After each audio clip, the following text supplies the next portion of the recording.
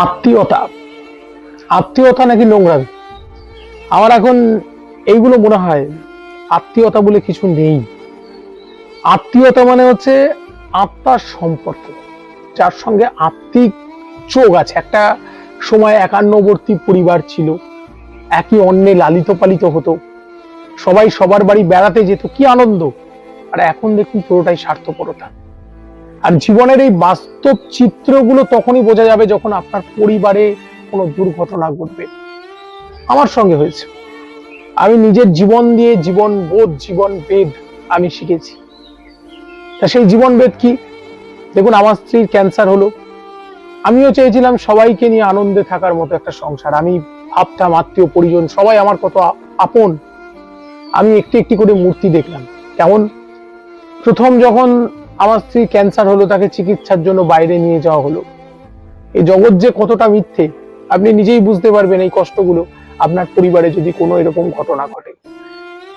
আমার স্ত্রীর ক্যান্সারে 3 বছর ধরে মুম্বাইতে একটা বিরাট লড়াই।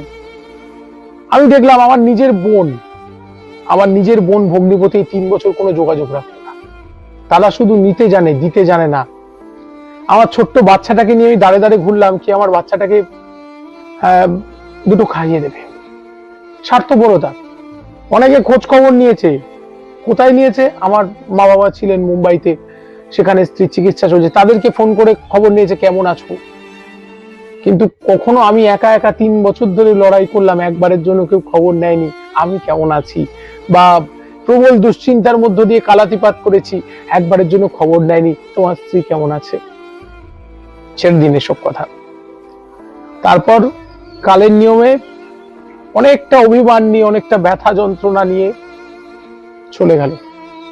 সম্পর্কের নোংরা রূপ দেখেছে আমার স্ত্রী। তার নিজের মা, তার নিজের লোকেরা তার সাথে সম্পর্ক রাখতে চায়নি মাঝখানে।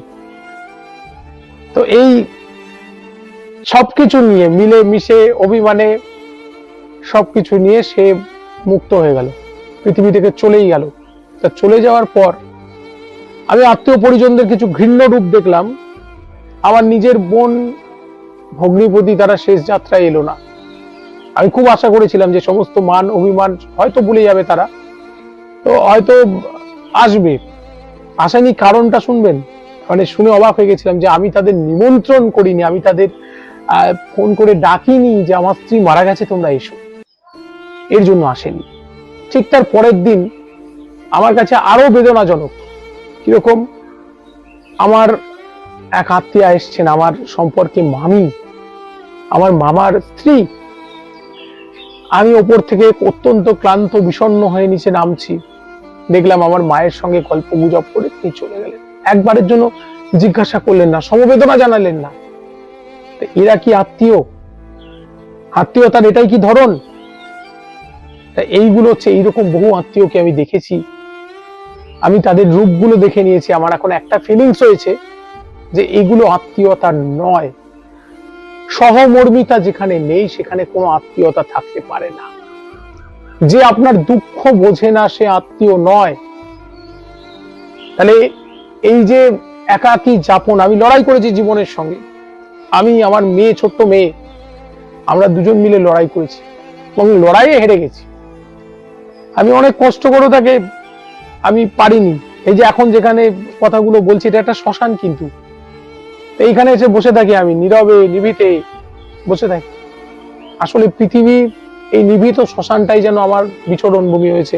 আমার এই জাগতিক জায়গাগুলো আর ভালো লাগে না। মনে হয় যে এগুলো মিথ্যে, এগুলো মিথ্যে, এগুলো সব মিথ্যে।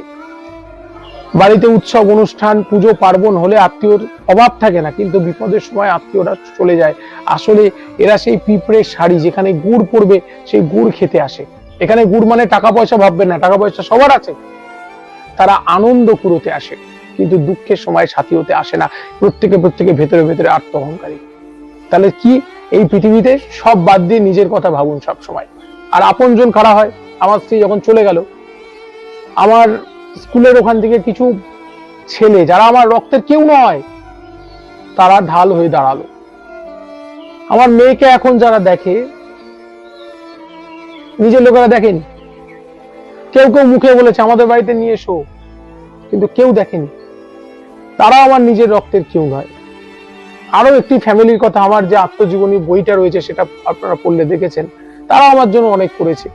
তো এই বাইরের মানুষ, আমার বন্ধু, আমার বান্ধব, এই যে আজকে ভিডিওটা হচ্ছে, এটার পিছনেও যে রয়েছে, প্রত্যেকে আমার আপনজন। এই জগৎ এইরকম, যার সঙ্গে আত্মার সম্পর্ক, আত্মিক টান মেলে, সেই আপনার আত্মীয়। আর যার সঙ্গে আপনার রক্তের সম্পর্ক, সে আপনার জ্ঞাতি হতে পারে, আপনার আত্মীয় হয়নি। তাই আসুন আমরা আত্মীয় বাড়াই, পৃথিবী জুড়ে সবাই সবার আত্মীয় হতে পারে।